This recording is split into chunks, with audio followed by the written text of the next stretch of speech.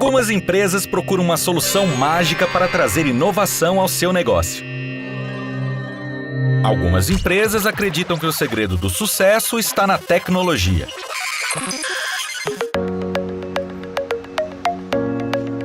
Mas as empresas mais competitivas e modernas sabem que o melhor investimento são os jovens talentos. Aprendizes e estagiários trazem a liberdade, a criatividade e a garra de quem está começando a construir uma carreira e quer provar todo o seu potencial. O CIEE possui toda a experiência para auxiliar qualquer empresa a criar um programa de estágio e aprendizagem. Qualquer empresa mesmo. Entre em contato agora com o CIEE e dê um upgrade no seu negócio. CIEE, transformando vidas, construindo o futuro.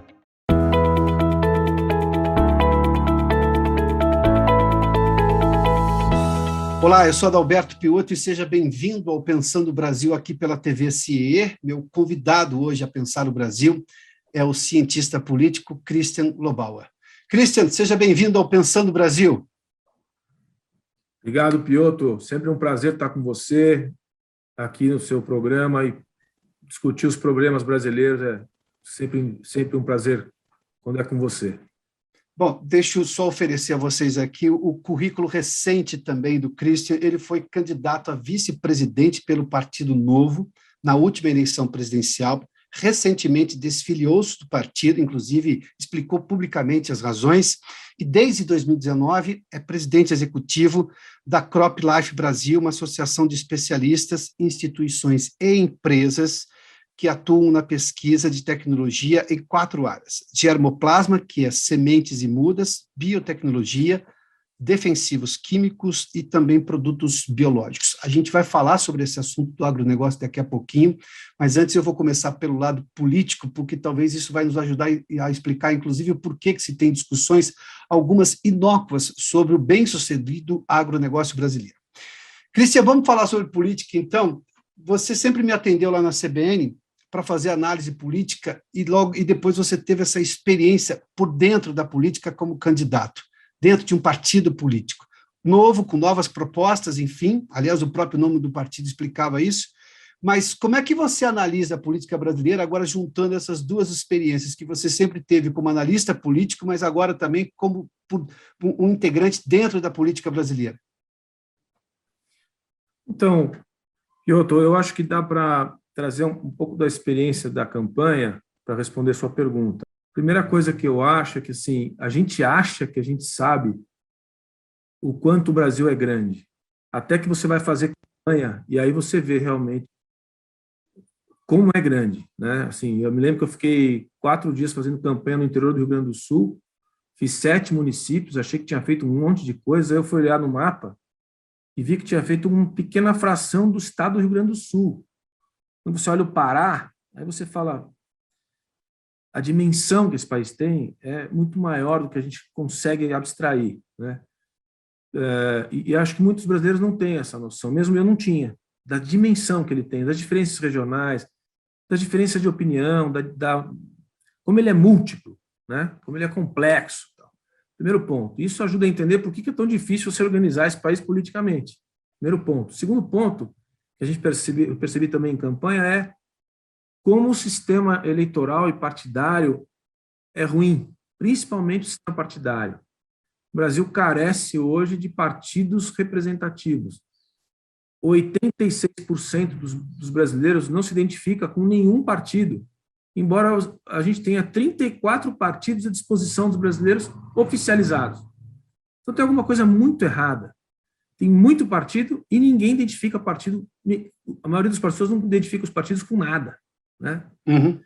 E depois, outra coisa que eu também notei, que é positiva, porque as duas primeiras coisas são não negativas, mas são difíceis, são desafios grandes, é a quantidade de gente jovem que se aproximava da gente, perguntando assim, eu era candidato como professor, né, professor Christian, e assim, me indica uma leitura sobre o Brasil, sobre a história do Brasil, sobre a história recente, sobre a Revolução de 64, sobre a transição democrática nos anos 80. Então, assim, como tem uma parte juventude, que hoje tem 30, 40 anos até, que não conhece tão bem o mínimo necessário para entender a história política brasileira. Um distanciamento muito grande da política de uma forma geral. Então, como é que eu vejo a política, respondendo a sua pergunta? Eu vejo ainda como uma coisa por se fazer. No médio e longo prazo, no ritmo do Brasil, as coisas vão melhorar. O problema é que no Brasil tudo demora muito para mudar, né?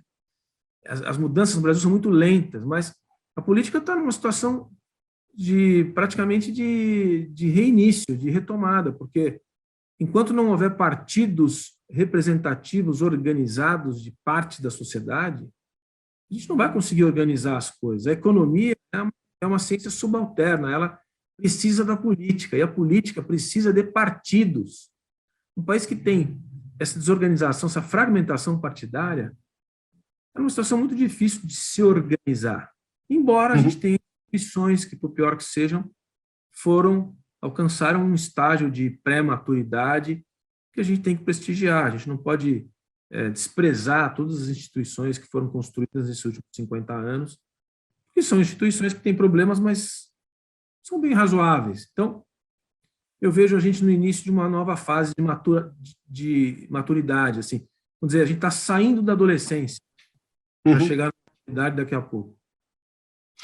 Cristian, você fez menção a jovens que te procuravam, jovens, digamos, até os 40 anos.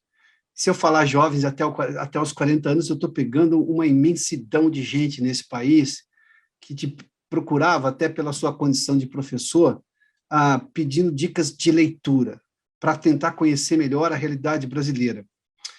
Eu vou fazer uma menção muito rápida aqui. Me lembro que uma vez eu perguntei ao ex-presidente Fernando Henrique Cardoso, e era sobre o Plano Real, da importância do Plano Real. Ele falava, mas isso foi a segunda grande coisa que nós fizemos. A primeira foi a democratização. O Plano Real não existiria sem a democratização, porque aquilo consolidou, primeiramente, obviamente, os direitos de liberdade de expressão, das pessoas poderem falar, sugerir. A construção é lenta de um plano econômico, ainda mais levando-se em conta o histórico brasileiro. Mas, enfim, ele condicionava claramente ao Plano Real, a existência do Plano Real, a primeiro ter havido a democracia. Ele falava, lá está o valor principal. Por que eu fiz menção a isso? Porque eu tenho hoje, obviamente as pessoas falam isso com uma frequência gigantesca, e óbvia também verdade, que eu tenho um problema de educação. Mas quando eu tenho todos esses partidos que você mencionou, as pessoas não se identificam com nenhum desses partidos, apesar de ter tanto partido no país.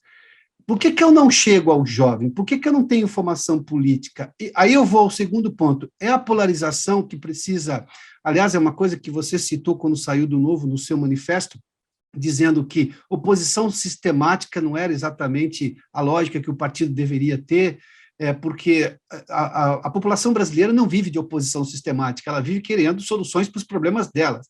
Enfim, aí quando alguém vai lá e lhe pergunta, volta à questão inicial, como é que eu entendo melhor as coisas? O que foi? Onde falhamos nesse processo todo? Eu acho que tem duas partes do problema. Primeiro é assim, o período autoritário, vamos chamar desde 64 a 85, ele pôs uma geração inteira de pessoas que foram trabalhar e se afastaram do ambiente político. Quem se dedicou à política nesse período foram pessoas que estiveram ou no exílio, ou na resistência, ou na coisa anti-autoritária, e que é a geração que nos governou até pouco tempo atrás. Quer dizer, teve uma parcela grande da sociedade que foi trabalhar, vamos dizer assim, que foi produzir riqueza, que foi se virar, e se afastou da política. E quem se dedicou à política é quem ocupou o poder na transição e depois no período Fernando Henrique e até um pouco depois. Até a gente pode considerar que o período PT até Dilma é resultante das pessoas que trabalharam também na luta pela democracia, vamos dizer assim. Então, a educação política, Piotr, ela deixou de existir nas escolas. Não vou dizer que a gente tem que voltar para as aulas de EPB, mas é um pouco isso. O que deveria ter acontecido e deveria acontecer, ao meu ver, agora, muito além da educação básica, que está muito deficiente, mas é um ensino da democracia na escola. O que é o Congresso Nacional? O que é o Senado? Me lembro quando eu fui candidato a vice-presidente, antes eu era candidato ao Senado, né? E eu via que muita gente bem educada, que teve escola, não sabia o que era o Senado. Para que serve o Senado? Então, se tem uma dificuldade de saber o que é o Senado, né, a gente está muito distante das pessoas para entenderem como funciona a política na base. Assim. Então, o que eu acho é que a educação política deixou de fazer parte da vida das pessoas pelo processo histórico que a gente viveu, autoritário, e depois na parte seguinte, porque quem foi fazer política eram praticamente as gerações todas, PSDB e PT, que eram as pessoas que tinham lutado pela democracia. Todos os jornalistas, todos os... É muito bom você ter uma pessoa que é um empresário, assim, ou uma pessoa que estava no setor privado, que foi fazer política. Geralmente era gente que estava ou na Arena e depois foi para o PDS, PFL e tal, ou no MDB, que foi para o PSDB, ou que nasceu no PT, na Resistência, e foi fazer política. Essas pessoas são a geração que está aqui até agora, praticamente. O Temer, o Serra, o próprio Fernando Henrique e tal, estão entre 80 e 90 anos. O próprio Lula, que é um pouco mais jovem, mas toda essa geração é a geração da política que formou a política brasileira. A gente não teve na escola um pouco aquela coisa mais básica de como funcionam os sistemas partidários eleitorais no mundo, como que é o presidencialismo, parlamentarismo nas democracias ocidentais, o que é Congresso, o que é tribunal, o que são os três poderes. Tudo isso não faz parte da ação brasileira. Então, a gente chega no Bolsonaro agora e é um negócio, Piotr, você acompanha. É raso, cara, ele é raso. A turma participa, está interessada, tá. Mas, pô, por isso que eu fiquei tão incomodado com o caso do nosso partido, porque ele caiu nessa armadilha. Ele seria a alternativa pedagógica para todo mundo ver que, na polarização, que é resultado de uma base de conhecimento político muito rudimentar, de uma sociedade que não se aprofundou, que nunca entendeu um pouco como funciona, nós seríamos, em tese, a alternativa do futuro, né? Da terceira, como estão chamando aí, da independência, da alternativa. Todas as nossas propostas no nascedor do partido eram isso. Não era nem um exagero para o lado de lá no pêndulo, e nem o outro exagero do lado de lá, que foi o exagero dilmista aí, que levou, na minha modesta interpretação, o Bolsonaro ele é consequência dos erros do PT. Né? Antes de ser o Bolsonaro, é uma reação da sociedade contra muitos erros que foram cometidos no governo anterior. Não Sim. tem a base de centro que a gente precisa tanto hoje. Por essas questões todas, uma história diferente e uma educação muito rudimentar do que significam as instituições políticas. Se a gente fizer uma análise rápida dos políticos que estão no poder, desses que você citou, da redemocratização até aqui, não raro eles olham para o período ditatorial como ali estão todos os problemas brasileiros que nós herdamos e estamos tentando consertar. Eu confesso que eu tenho uma objeção a esse simplismo que eles adotam, porque você, inclusive, acabou de explicar um ponto de uma pergunta que faria, mas, enfim, vamos a ela. Nesse período de democracia nova, da nova democracia brasileira, ou seja, dos anos 80 para cá, esses partidos não conseguiram elevar este nível de educação política a ponto de, vamos lá, de 80 para cá nós temos quase 40 anos, né? 40 anos de uma democracia em que as pessoas fossem realmente muito diferentes do que eram quando estávamos na ditadura e você lá tinha problemas de liberdade para poder atuar politicamente. Tanto que quem atuava foi para fora do país, morreu, foi preso e por aí vai. E hoje nós temos o que se chama, e você fez menção aí, uma polarização política que se discute o raso. Se você discutir o porquê que a gente tem problemas estruturais brasileiros, esse debate não avança. Quer ver? Se eu colocar saneamento básico, as pessoas atravessam um rio poluído todo dia, vão na praia, pulam aquele canal de esgoto, mas tem só como foi a praia, foi linda. Não, linda não pode ter sido, você pulou um canal de esgoto, não pode ser. Essas discussões que afetam a vida das pessoas não ganham as redes sociais, mas a polarização não tem culpa do regime militar, a polarização é do regime democrático. Essas pessoas que ficaram todo esse tempo no poder não aumentaram essa consciência política a ponto de se discutir estruturalmente o país, o que realmente vai mudar a vida das pessoas. Embora tenha havido avanços, eu não vou negar esses avanços, mas não no tanto que deveria haver se comparar com o demônio que se pintou em relação à ditadura, porque, óbvio, tinha ali restrição de liberdade, e isso é terrível. Mas a gente está discutindo de novo, Christian, pensa bem, estamos discutindo liberdade de expressão agora. A gente, e você pode ter excessos, óbvio que tem, mas eu tenho lei, essas coisas todas, e voltou esse tema em voga no país, o que me chama a atenção, 40 anos depois. Golpe militar. Isso, de novo, essas discussões todas. Não, eu acho que você tem toda a razão. Assim, eu acho que quando a gente vai se distanciando, é uma coisa muito interessante isso, quando você vai se distanciando dos fatos históricos, é aí que começam as interpretações mais equilibradas, né? O pessoal falava assim, 20 anos depois da Segunda Guerra Mundial, ainda era muito difícil de interpretar a Segunda Guerra. Os melhores trabalhos da Segunda Guerra Mundial vieram a partir dos anos 70, 80, quando já a distância ficou maior e a maturidade foi chegando. Então, entender o que foi o regime militar no Brasil com serenidade é agora que a gente consegue. Todos os meus professores da USP se apresentam até hoje como lutadores pela democracia.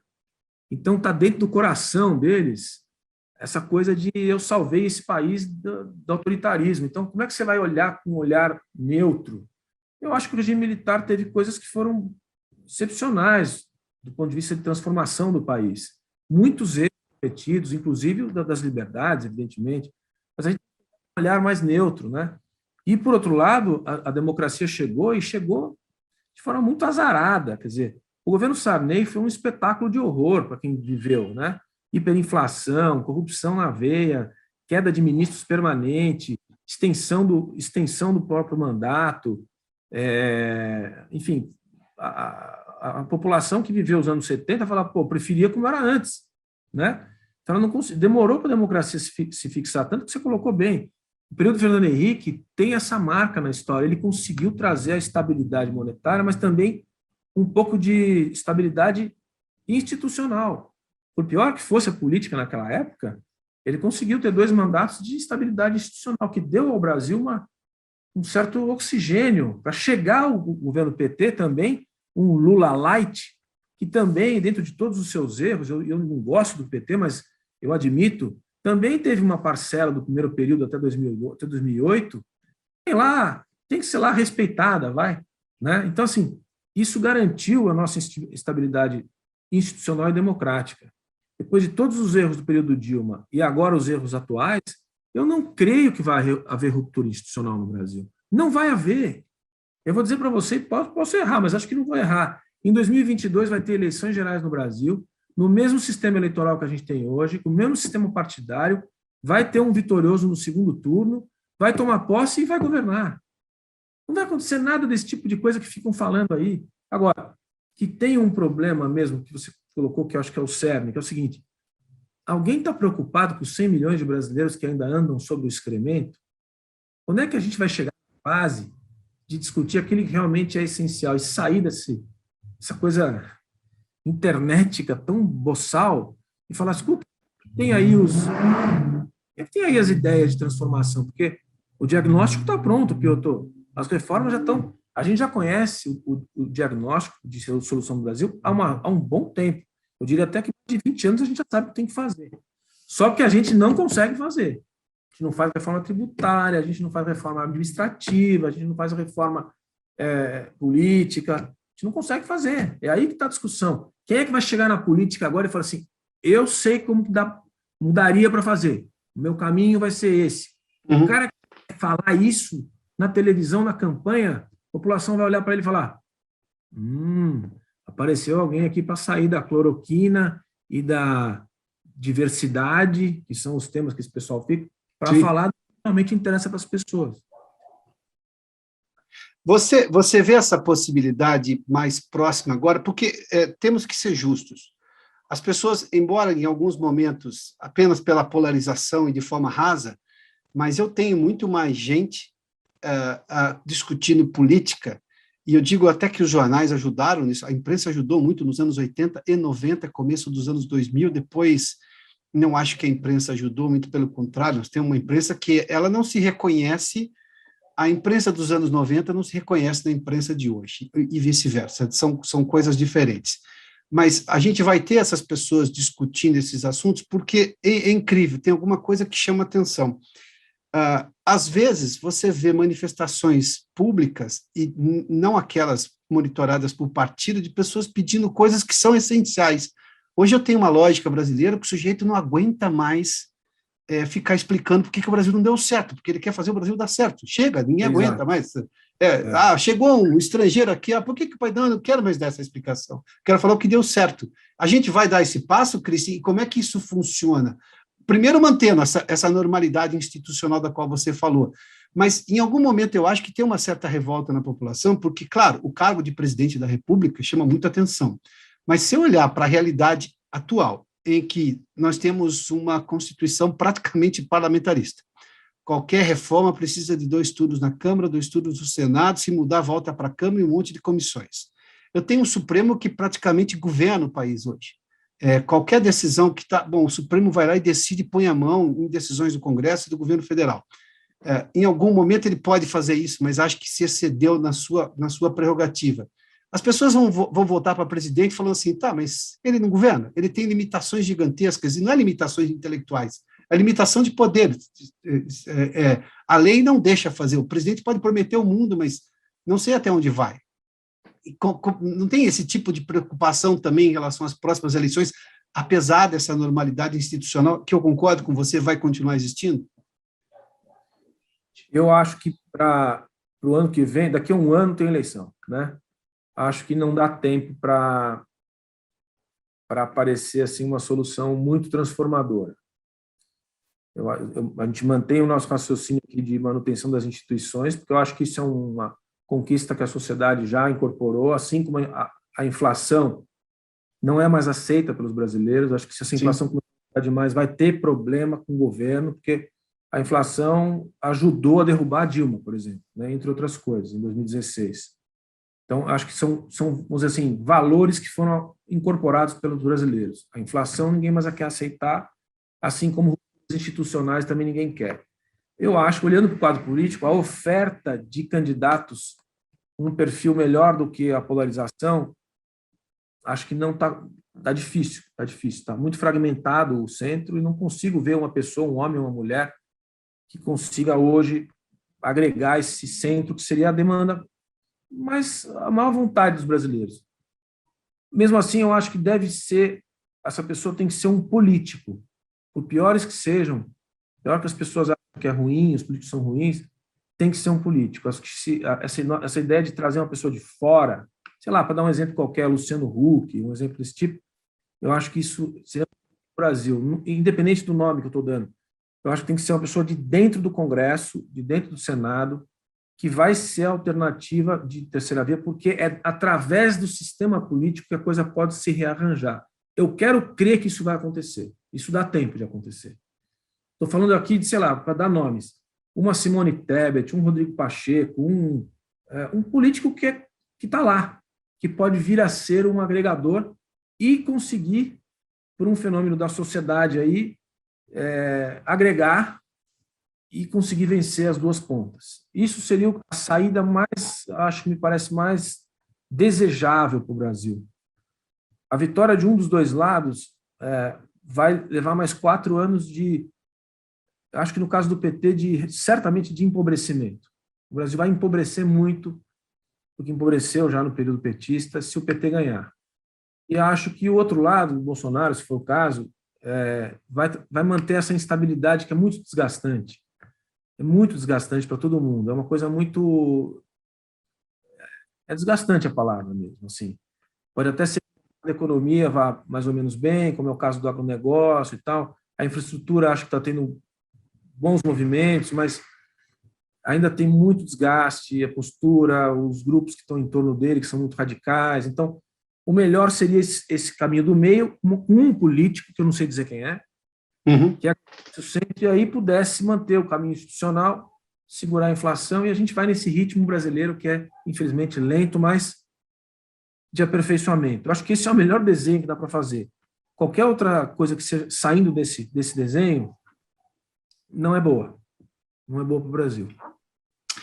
Bom, vamos falar sobre agronegócio, que você fez menção aí, você é presidente executivo da CropLife Brasil.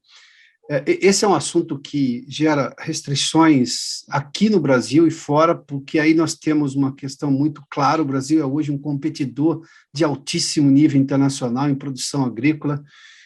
Tempos atrás eu entrevistei aqui o ex-ministro Roberto Rodrigues, da Agricultura, e ele contava alguns números aqui, Christian, que eram fantásticos, o que mostrava a competência do agronegócio brasileiro. Ele falava que desde os anos 80 até aqui, a produção brasileira cresceu 346 brasileiros de grãos, só de grãos, sendo que a área plantada cresceu 74%. E ele dizia assim: como é que as pessoas dizem que a gente está acabando com o meio ambiente? Sabe o que isso quer dizer? Porque isso aqui é tecnologia. Eu produzo mais numa área menor, né? Se eu tivesse que usar a mesma tecnologia lá dos anos 90, perdão, para cá, eu tenho 30 anos, então nós estamos falando, né? Eu teria que desmatar outros 103 milhões de hectares. Então, quer dizer que nós poupamos 103 milhões de hectares de área florestal. O estudo da CROP que você me enviou, nós temos 66% dos biomas brasileiros preservados ainda, apesar desse fenômeno do agronegócio. O agronegócio foi citado agora recentemente no discurso do presidente Bolsonaro, que foi muito mais leve do que os outros dois, diga-se de passagem. Depois desse encontro com o ex-presidente Temer, também a gente percebeu isso aí, falou do agronegócio, falou da matriz de transporte, sobretudo ferroviária, que o Brasil é um fenômeno, um país desse tamanho, não tinha ferrovias, e que isso está sendo implementado também, que tem uma questão ambiental, barateamento de preço de comida e tudo mais. Por que o agronegócio ainda gera aquelas críticas de comida envenenada, o Brasil usa muito agrotóxico? Aliás, essa é a expressão que se usa, agrotóxico. Por que a gente tem essa discussão ainda? De fora eu posso entender que é uma competição, mas aqui dentro falta o quê? Comunicação? Olha, puxa vida. Me perdoe colocar tudo isso no balaio, mas é que a gente tem tanta coisa, porque não é uma coisa tão simples. Né? É tudo muito interessante, Piotr, é muito interessante. Então, tentar responder tudo assim, de colocar de um jeito. Primeiro, dizer o seguinte, que a vocação brasileira, e eu entrei nesse ambiente há 20 anos só, é produzir alimentos, eu acho. Produzir alimentos e agregar valor. Porque esse país não tem só água, terra e sol. Ele tem muita gente competente, tem universidade, tem pesquisa, tem um ambiente da natureza que é completamente diferente do resto do mundo temperado, que são os grandes produtores de alimentos no mundo, estão no mundo temperado. O único país relevante do mundo agrícola tropical é o Brasil. Então, ele inventou as coisas. O Cerrado, eu lembro que meu tio, como fosse quase meu pai, ele dizia: se a terra do Brasil é ácida, não serve para nada. Isso faz 40 anos. E hoje o Cerrado foi transformado num celeiro de produção de alimentos. Então, tudo isso foi feito por pesquisa, por gente inteligente, brasileiros inteligentes. Porque não foram os americanos, nem os argentinos, nem os europeus, nem os ucranianos, nem os australianos, foram os brasileiros, né? Então, é uma combinação muito, muito boa de potencial e está dado o resultado já.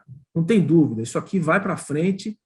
Ele tem uma locomotiva que é a produção de alimentos em todas as suas instâncias, e o que pode vir a ser a agregação de valor nisso aqui é um negócio inimaginável. E a indústria que eu represento hoje é a indústria da tecnologia, é a indústria da biotecnologia.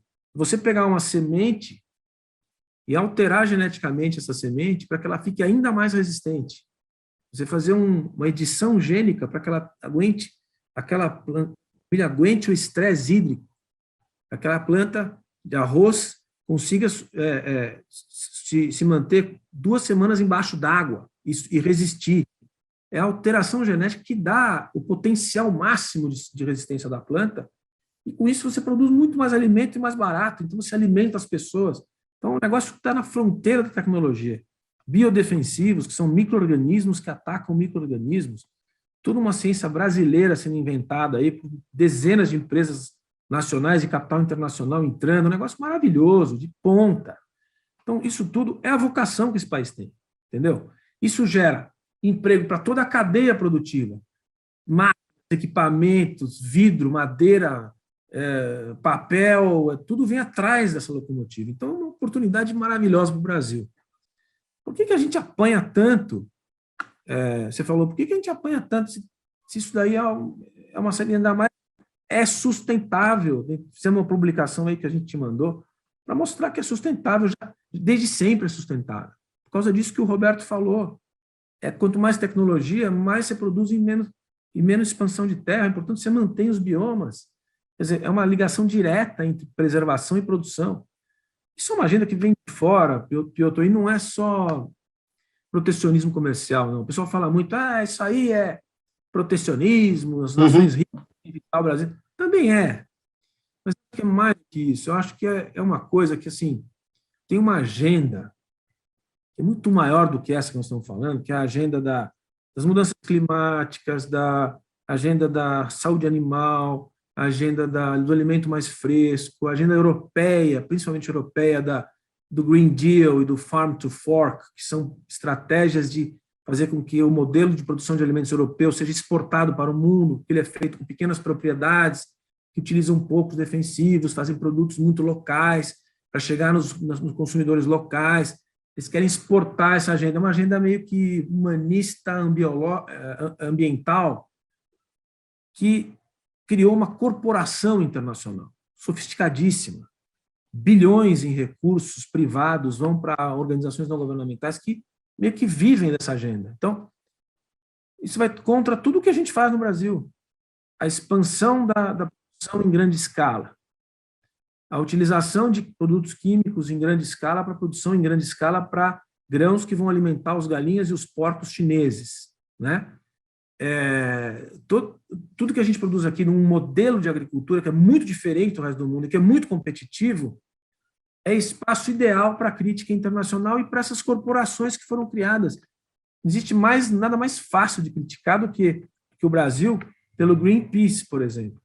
Se não tivesse o Brasil, o Greenpeace não ia viver do quê? Sabe-se lá do quê? Voltar para a questão das...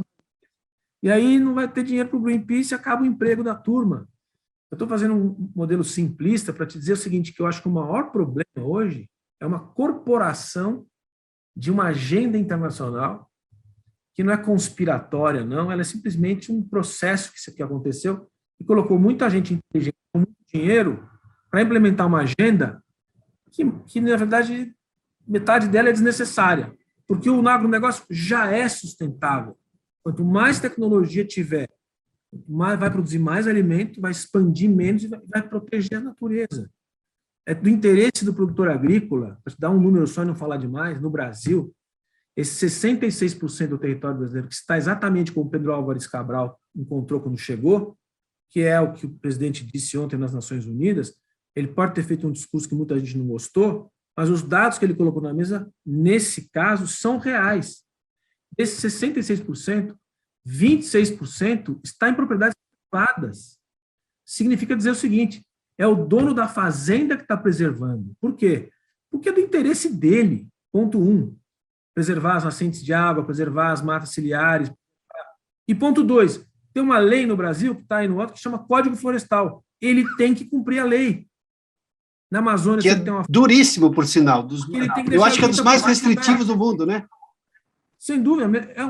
Foi dito no discurso ontem do presidente. Como ele está sendo metralhado de todos os lados, eu não estou aqui fazendo propaganda dele, mas ele falou, é um dos códigos mais duros do mundo. E é mesmo. Se tem uma fazenda na Amazônia legal, tem que preservar 80% do que ele tem ali. É que nem se tem um quarto com 100, um hotel com 100 quartos, você só pode usar os 20. 80 você tem que deixar para proteger. É isso que estão falando.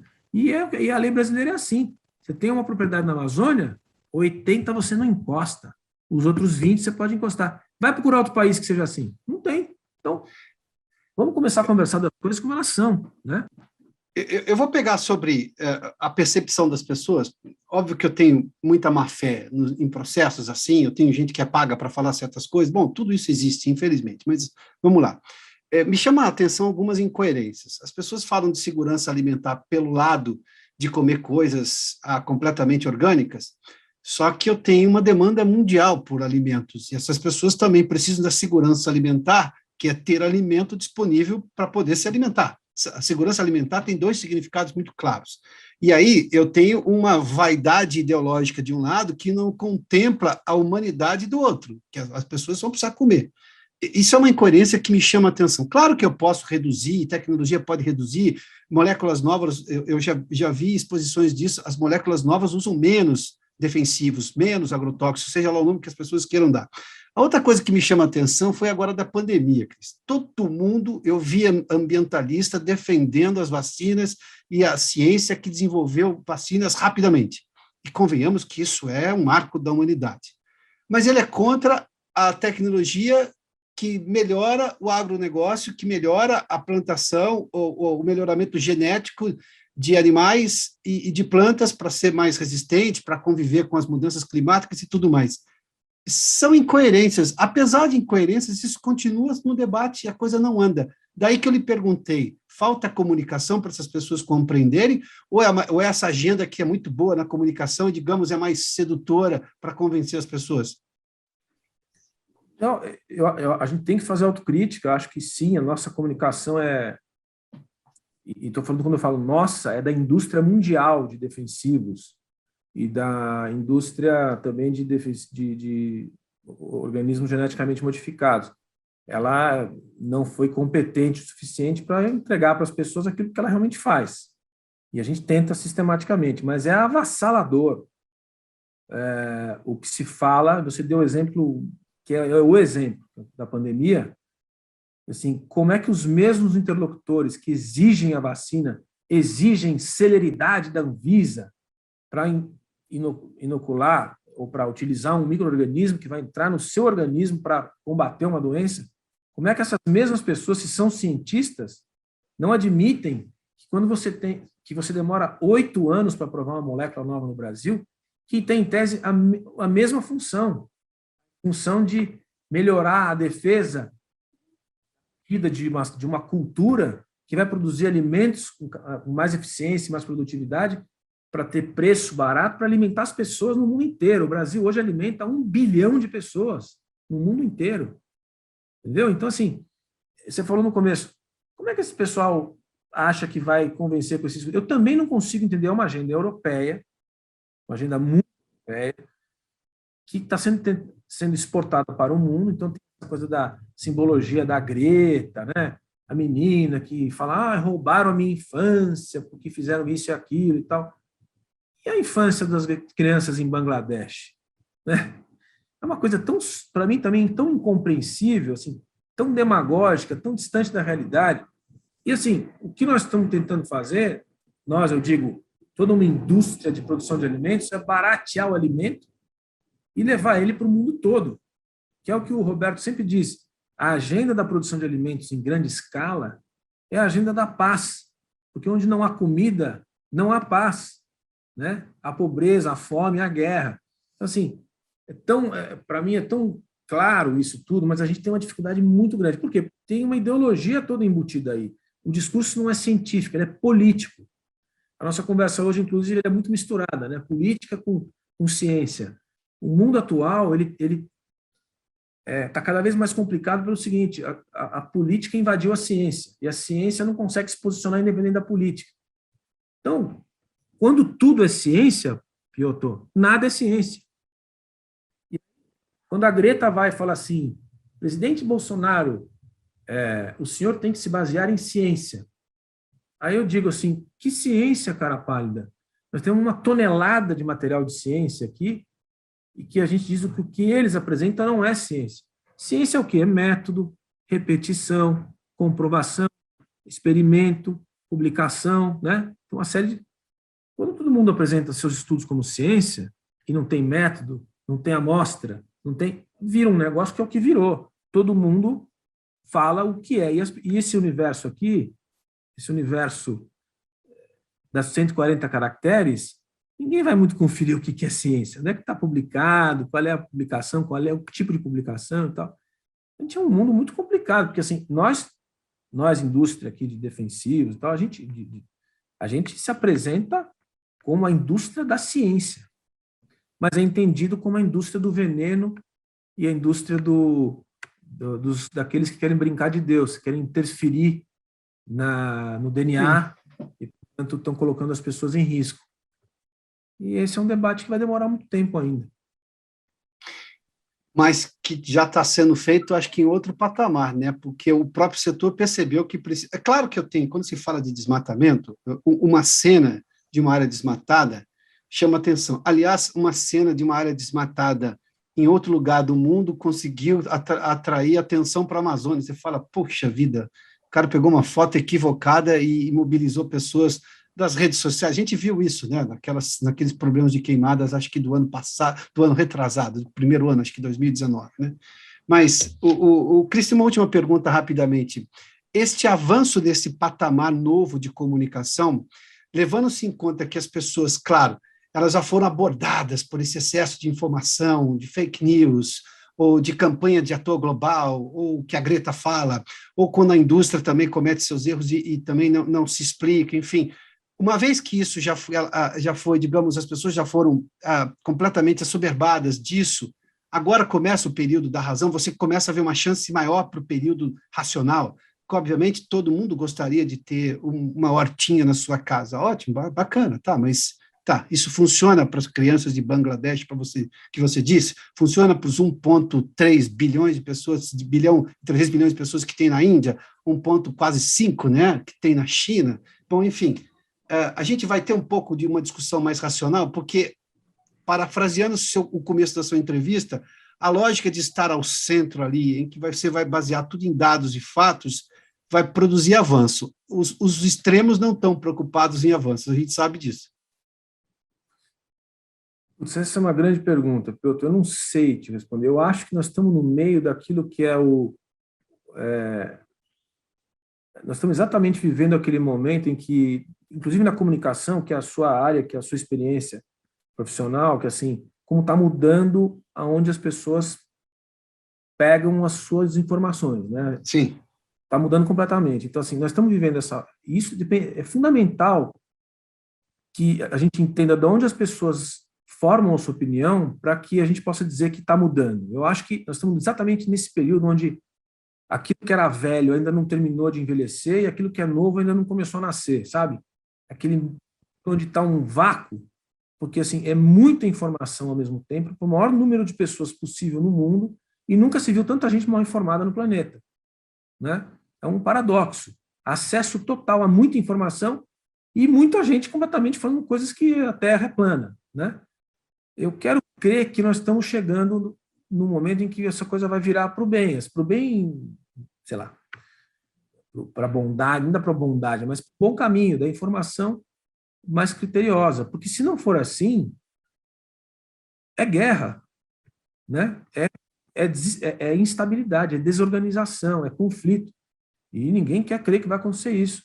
Então, assim, eu acho que nós estamos quero crer que a gente está começando a entrar num momento em que, quando a comunicação se estabelecer um novo universo, esse universo mais plural e de muitas fontes, tal, a gente vai conseguir se apresentar melhor. A gente, todos nós, a política também, vai conseguir se apresentar onde um pouco mais de clareza, as pessoas vão conseguir entender melhor, porque senão é o caos. Ninguém quer o caos. Não, então, seguramente não. Eu quero Cristian, sim. Pois não, por favor, conclua. Não, eu queria que nós estamos indo para um caminho de organização. Nós estamos no comecinho dessa subida, sabe? Que é longa, mas se já estamos começando a subi-la, já é bom, né? O caminho já está começando a ser trilhado, para sermos poéticos aqui, né? É para o meu filho. Meu filho tem 10 anos, é para ele, não é para mim mais. Não, mas é você que vai fazer a transformação, né? Temos que seguir, não é isso? Vamos seguir.